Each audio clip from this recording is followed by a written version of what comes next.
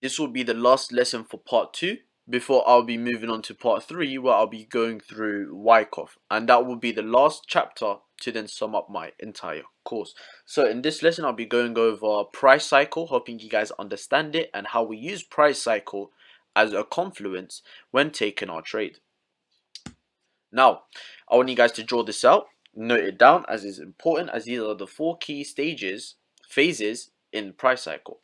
So we got the consolidation, and then we got the expansion, and then we get the retracement, and then we'll usually get the reversal. Okay, now once you guys drew that out, I would like you guys to note down these bullet points, and the way I'll be explaining it all in order. And these are the 4 points I'd like you guys to write down: the elements of the trade setup. When there's an expansion, you'll notice an order block or a zone is left behind. When price is retracing, is usually retracing to fill in any inefficient price action. And when price reverses, it usually seeks to take out any liquidity, right? And then consolidation, just write equilibrium. That's not really that important, but these are the most 3 important points I want you guys to note down. Now, let's get straight into it. What is expansion? It is when price moves quickly from a level of equilibrium. In other words, when price breaks out of consolidation. So this is our consolidation phase, right? Now what happens here? Price breaks through that consolidation. That's what we classify as our expansion, right? When price is just ranging like this, we classify that as a consolidation. When price expands out of that phase, we classify that as an expansion. Now again, equilibrium is 50% of the high and the low of an area that consolidates. So this is our consolidation, this is the high of the consolidation, and this is the low of the consolidation. So equilibrium will be 50% of it. Okay.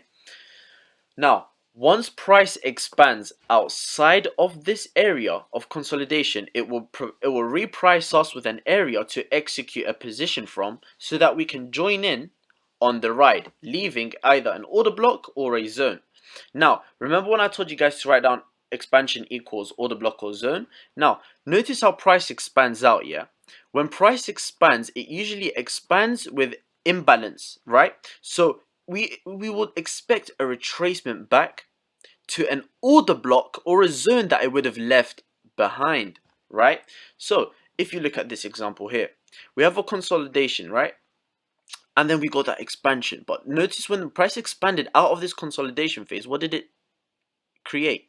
Imbalance, right? And just before that imbalance, what can we identify right here? A clean indecision candle. Now what does that mark out? A premium supply zone, right? Now I just want you guys to keep that in mind. Now I'm going to go over to retracement. What is a retracement? It is when price pulls back inside the recently created price range. So this is the price range, right? And retracement pulls back within this price range. This is the swing high and this is the swing low. So when price retraces, it retraces within this range. Now, after price expands to either direction, we must look for an inefficient price action created during the quick move. This will then give us an area where we can assume price will retrace or pull back to. Now again, if I go back to this example here, we have that consolidation and then we got that expansion. Now remember what it says in the slide.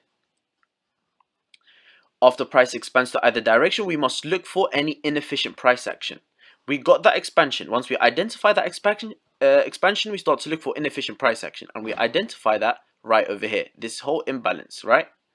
Now, once we identify that imbalance, we can assume price will retrace or pull back to that area. This then allows us to identify any points of interest where we can set our orders of. Number 1, price expands, which may create inefficient price action. As we can see in this example, price expands, it creates inefficient price action. Number 2, price pulls back to fill in any inefficiency, to allow both the buyers and the sellers a fair opportunity to liquidate the market. So we identify the inefficiency, and we identify the point of interest where we can look to take set our orders at or execute a position of. And number 3, and then when price comes back to fill in that inefficiency, it will then continue in its intended direction. Now, This is the same example. We had that consolidation, we had that expansion. We identified that inefficiency, so we can already assume price is going to pull back to fill in that inefficiency. We then look for a point of interest where we can look to execute a trade-off, and we identify that supply zone right over here.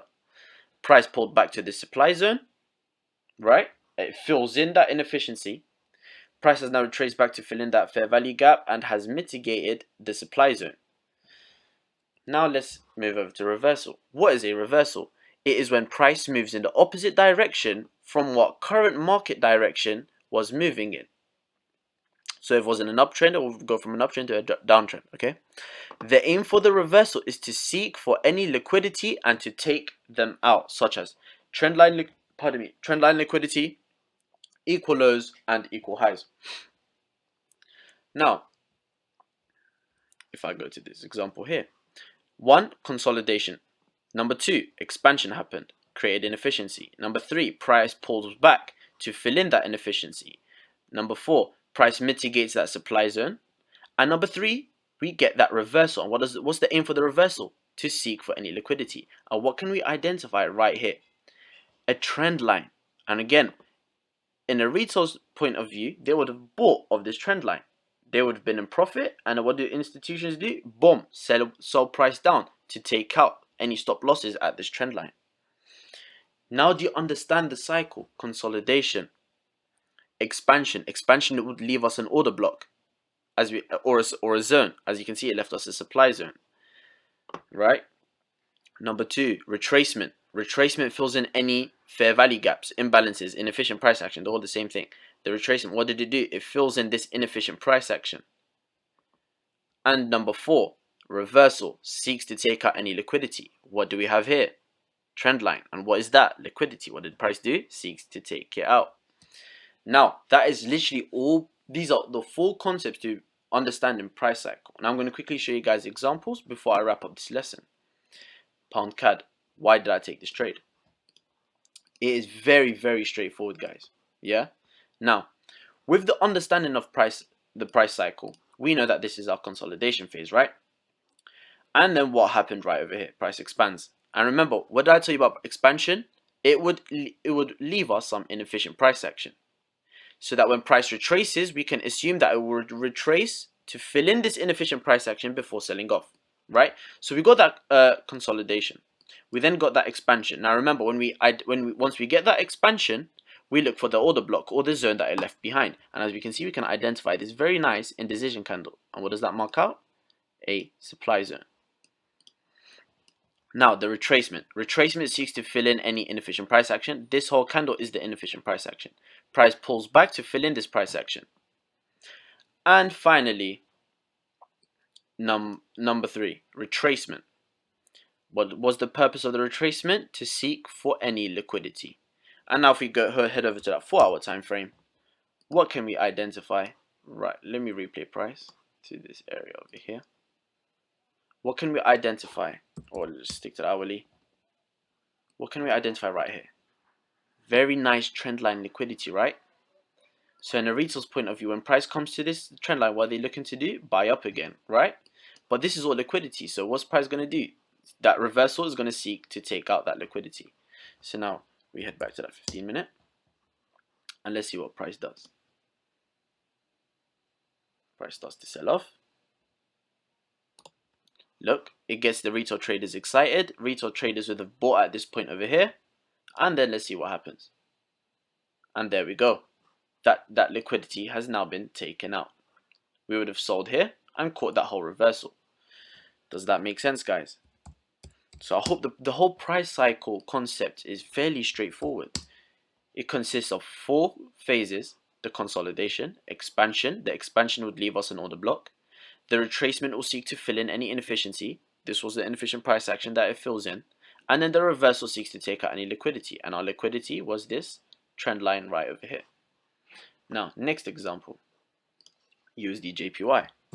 Let's look at the 15-minute.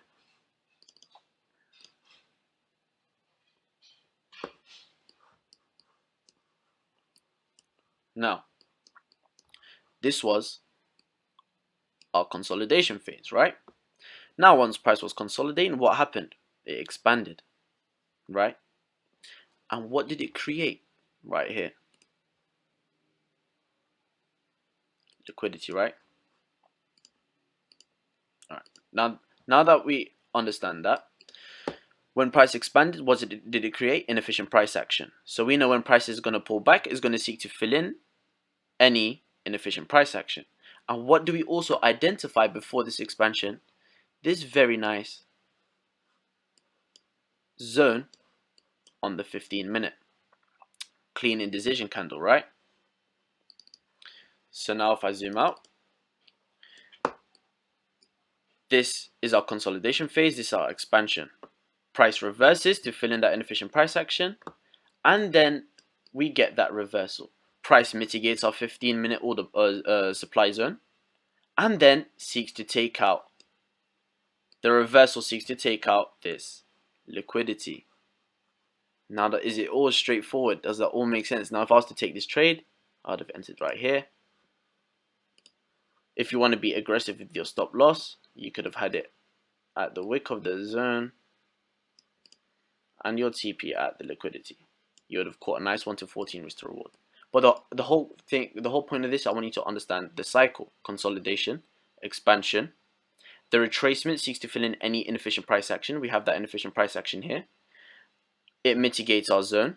And number 4, the reversal seeks to take out any liquidity. We have equal lows, and the reversal takes out that liquidity. Do you see the beauty of this price cycle? It's very straightforward. Gold. I have multiple examples on gold. Let's play back to the 1 hour. I've already got them drawn out, but let's find them right here. Okay, I'm going to go through 3 examples on gold. Alright, sweet. Let's replay price to this point over here. What can we identify here? A consolidation phase, right? Once we spot our consolidation phase, we wait for the expansion, and we got that expansion right over here. Price expanded to the upside. When price expanded, what did it create? Inefficient price action, right? And it left a very nice demand zone. Look at that indecision candle. Okay, now once price expands, we expect a retracement. What's the purpose of the retracement? To fill in any inefficient price action. We have inefficient price action here. Price has now retraced. It has filled in that inefficient price action. Price has now mitigated the demand zone that was left behind just before that expansion. Price has now mitigated that demand zone. Now, this is the reversal phase. Now, what is the purpose of the reversal? To take out any liquidity. What is this? A trend line, right? So what is this? Liquidity. Now, what's price going to do? Take out that liquidity. The whole purpose of the reversal is to seek for any liquidity. And what's it going to do now? It's going to shoot up to take out that liquidity. Boom. Liquidity has now been taken out. Now, let's move over to the next example. This example right over here. Let's go to the 30-minute.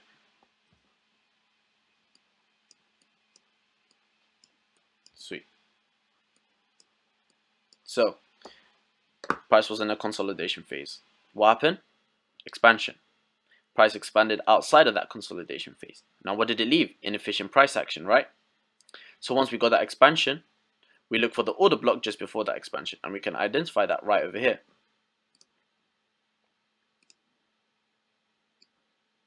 Oh. Now, once price begins to retrace, we can assume it's going to fill in that price action like it did and mitigate this order block. Once it mitigates this order block, now this becomes the reversal phase, right? Now, what's the purpose of the reversal? To seek for any liquidity. Now, what can we identify at this point right over here? What is this? Trendline liquidity, right? Put a pound sign on that and mark that out as liquidity. So now we sell off gold to take out that liquidity, and boom. That's crazy, huh? That's the beauty of the price cycle. It will forever repeat itself. So I've been through this example, I've been through this example. I think I skipped this example, didn't I? Yeah, I did. I will go through that now. Let's replay price back to this point over here.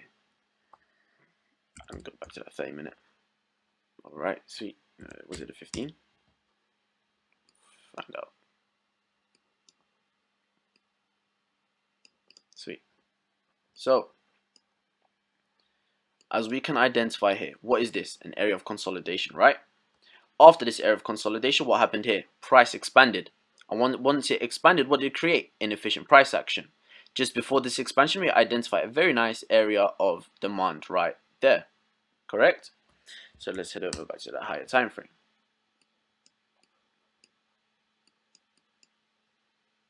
Look at the zone we went off. You see this 1 hour clean indecision candle? Bodies right in the center, wicks on either side. Right. So we have now identified the consolidation phase. We identified the expansion. Now, what did price create up here? Equal highs. Now what's equal highs? Liquidity, right? So now we now know when price is retracing back to fill in that inefficient price action and it mitigates our demand zone, we now know the reversal is going to seek to take out these equal highs. So let's see what happens. It didn't take out the liquidity, but essentially when it comes to setting the TP, you would have targeted those highs. So you would have entered right here with your stop loss, either at the close of the wick, or you can have it a few pips below, depending on how aggressive you are. And your TP would have been that high. Let's see what happens. Price, that would have hit your TP, and then that price cycle is what I went through already with you guys. So that was the consolidation phase. Price expanding out of the consolidation phase, pulls back in, creates that trend line liquidity, and then mitigates that order block, and then boom, melts. So I hope that was fairly straightforward with you guys. Any further questions, feel free to message me, but make sure you back test this cycle. You will find it playing out at least 80% of the time. Right? Alright guys, take care.